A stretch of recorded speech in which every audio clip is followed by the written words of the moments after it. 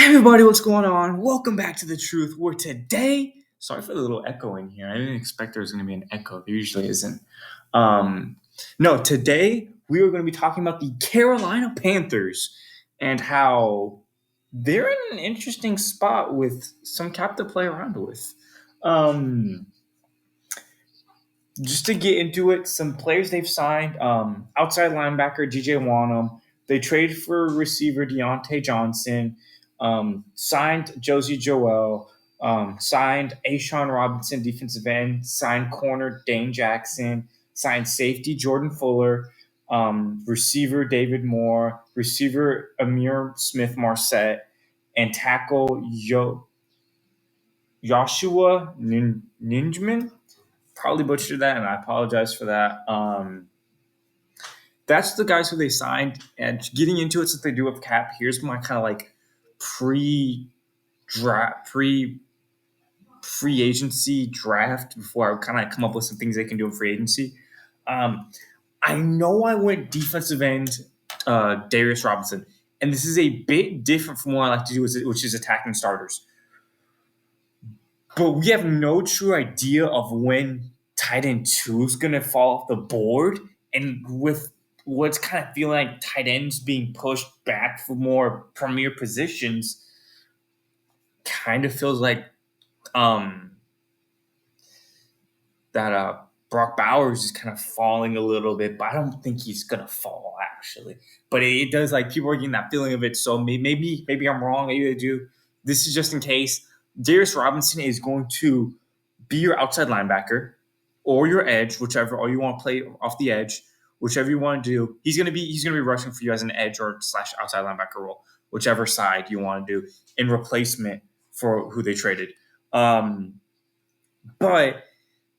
he's a guy who can contend for a starter. 6'5", 285, super athletic, lean, nice length in arms, super powerful, great burst, and nice flexibility.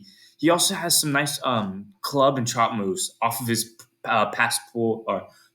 push-pull moves off of, in his repetition. This is a guy who has a decent amount under his belt. One thing you like to see is, man, this guy can stop the run. And that you stop the run, you can rush faster. He has a great motor. One thing though, does have his weakness is he's not consistent with his first step explosiveness, which can kind of lead that. Also, his twitch isn't the best and can be manipulated sometimes when he's trying to power rush. That's something you can work on. And then his hand, kind of re-establishing his hands. That's something else. And then his how high he places his shoulders, how wide he raises his chest up too. These are more minute details that need to be fixed, and why he has fallen. Other than that, this guy's a freak of nature, like Darius Robinson. Like guys, he's 285, 6'5", and he is lean too. Like this guy's mostly muscle. This guy is a monster. If he can. Look, if you need depth defensive end, which the Panthers do, or an outside linebacker, this is a stud pickup because at worst, you get a super athletic backup. At best, you have a starter. You have a really athletic starter. But you also, since we don't really know where tight end's going to go, we do pick up tight end with that second pick 39, which they have, and Jatavion Sanders. And Jatavion Sanders is arguably tackle number 2 off Texas, 6'3", 245. More of a bigger guy. He was bigger than Brock. He has a nice release off the scrimmage. He's actually not too bad going against coverages. He feels like a natural receiver, more like a Gerald Everett kind of style. Has some nice quickness and agility. He can go be physical. He's not just a blocking tight end. He's not like something but he does make effort to it. He wants to be. He's willing to put an effort to be a blocking tight end. He's just not the best at it, which is why Brock Bowers is so much higher than him. Also, of course, Brock Bowers' ability after the catch as well. But that's kind of one of his weaknesses is his blocking ability. But no, he shows so much willingness. I think that's a very coachable thing, especially at that size. It can work. And And then kind of getting into it, they do need that nose tackle. So Ruka Rora actually has played the 0 tech and the 1 tech. So he'll be a great nose tackle for you. I think this is a stud pickup at pick 65. And then at pick 101, Dwayne Carter, he's going to be more of your 3 tech guy. Your guy that kind of plays that guard, that spot between the guard and the tackle, your typical defensive end, or sorry, not defensive tackle / 3-4 defensive end. That's going to be kind of your guy. That's how you kind of have it, and then of course later I will draft the edge to come on the outside of him, and like I said before, I'd have Darius Robinson as your true outside linebacker play. You could have Cedric Johnson too. I think they both can play that ability. I just chose Darius Robinson. One of these guys are going to play one side of the line, and the other guy's going to play on the other. That's basically that. But before that, I actually took Bjork Slimmer, center out of Arkansas. Another guy I've talked about. He's great frame, super athletic, a center for you, who's going to be a nice backup. And then Cedric Johnson, who is also a super athletic guy. A lot of these guys that I've drafted on their D-line are really athletic, which is more the NFL style nowadays. Not as tall. Darius Robinson, of course, is 6'5". He's 6'3", so also still tall. Smaller guy, 260, but not bad. But RS score of 9.65. Look, he is a guy who needs to be worked on and molded, but he's an athletic backup nonetheless. So something nice to have. Kind of that really ends the draft. I do want to comment on the fact that they do have pick 240 way later in the draft, which could be a potential trade-up piece if they want to maybe add extra depth to a position to kind of help fill out that 53-man roster if they have a guy in mind. Going to the Carolina Panthers. The Panthers like I said before, they have a nice considerable amount of cap. They have about $19 million, a little tad bit over $19 million in cap. This is something so interesting because it's later in the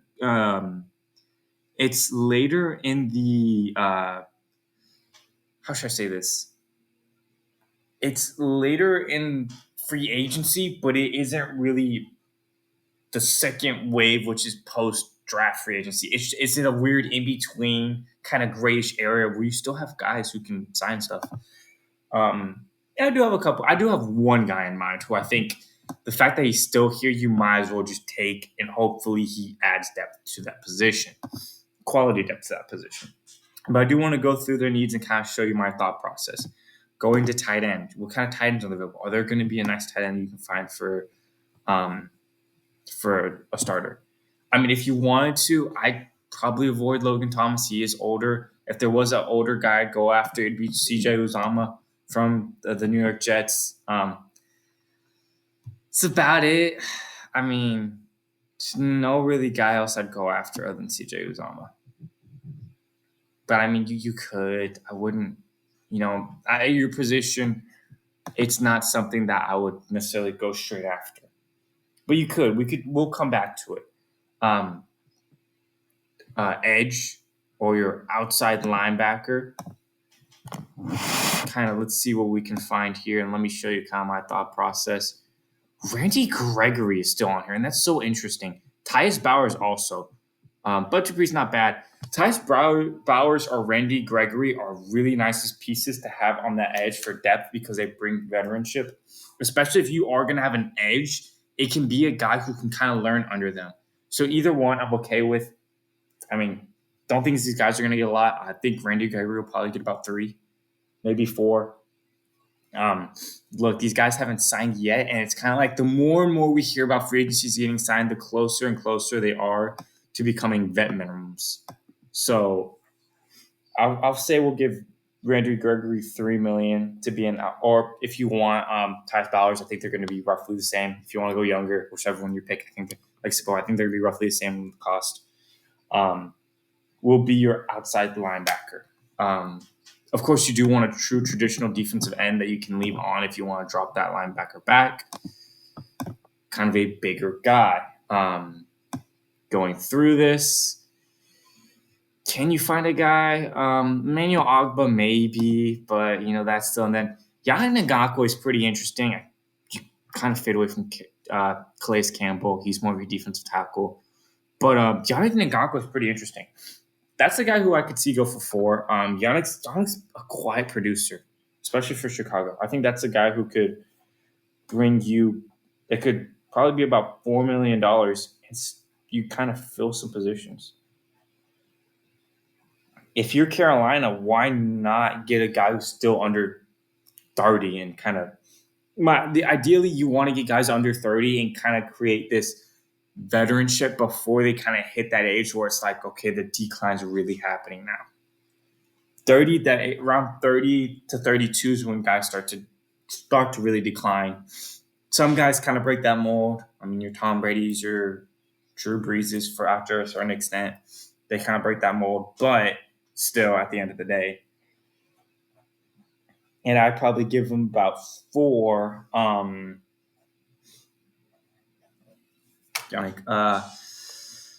Do you go Carl Lawson? I really don't know because there's always the draft. I mean, with your 2 picks, like I said, you could really get some stud guys. I'd come back to it. Center would also be bad to check out just to see if you can get a guy just because you don't really know. I know Will Clapp went. That's kind of a guy who I kind of point to as the guy who's been around the league and can provide stuff. The Panthers wouldn't be a bad team to go after Connor Williams. But at the same time, are you expecting this guy to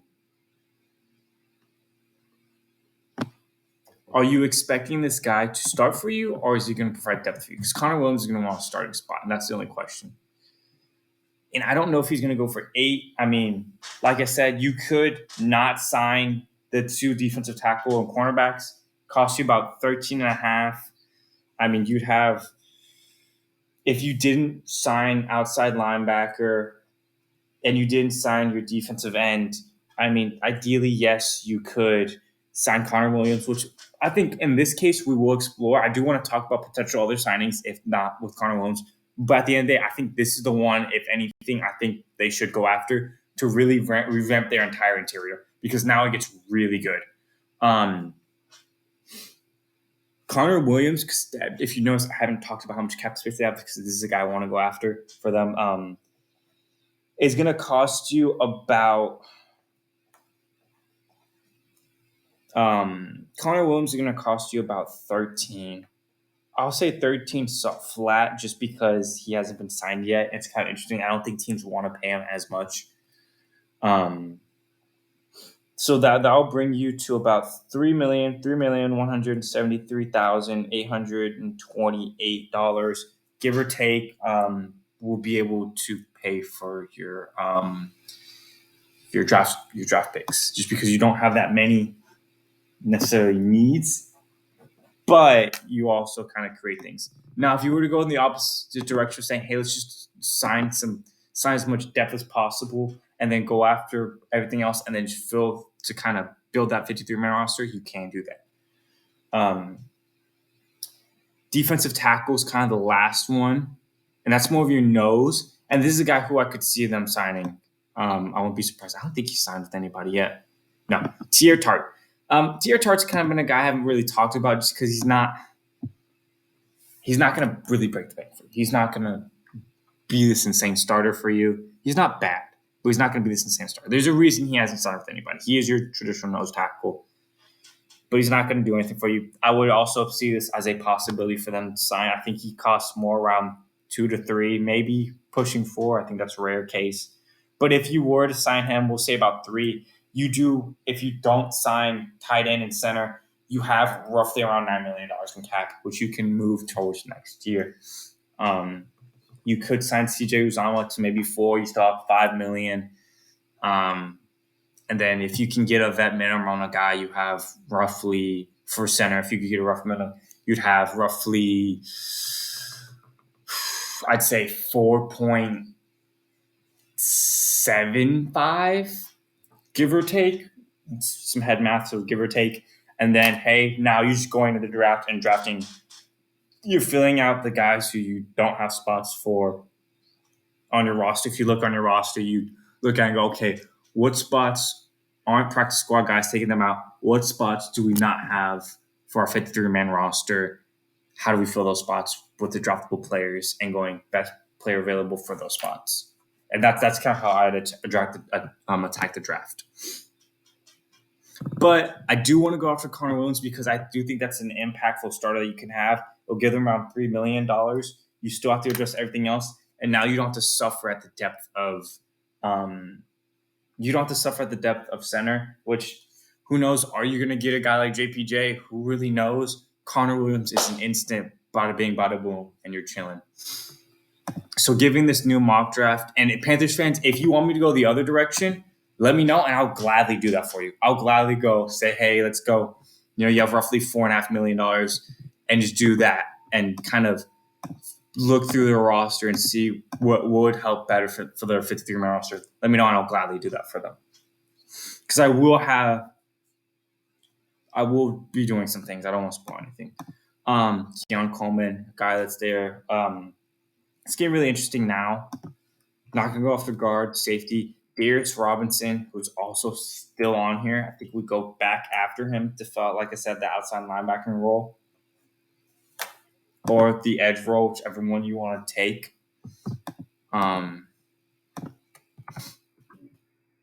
Do want to then go after tight end Jatavion Sanders and not take a chance of him not being at 60. Tight end Ben still on there as well.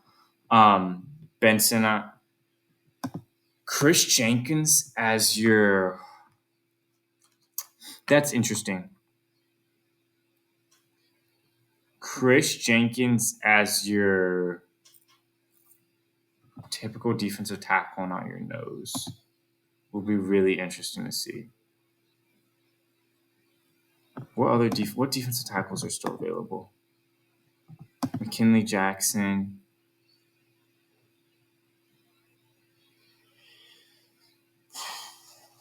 McKinley's more of your 0. Chris is more of your 3-4. Man, I think let's go Chris because to get a guy like Chris to help stop the run is going to be pretty impactful, and see if we can get lucky. Don't know if we did though.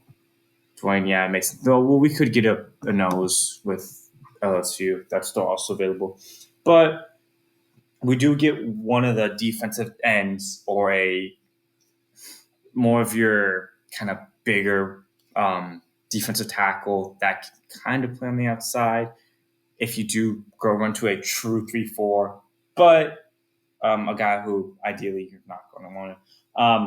You still need a nose tackle, a defensive end, since we signed a tight end, or since we drafted a tight end. You still need if I can show you right here, we drafted tight end. We still need a nose tackle and a defensive end for them. So Dwayne Carter, 6'2", he's kind of fills that. Austin Brooker, he'd be more of your typical defensive end guy of Kansas who's produced more, and he's still relatively athletic as well. Kind of light though. He's more of your speed rusher type guy, so that's nice to have on the edge. And then see, can we find a true nose? Tyler Davis, Jordan Jefferson.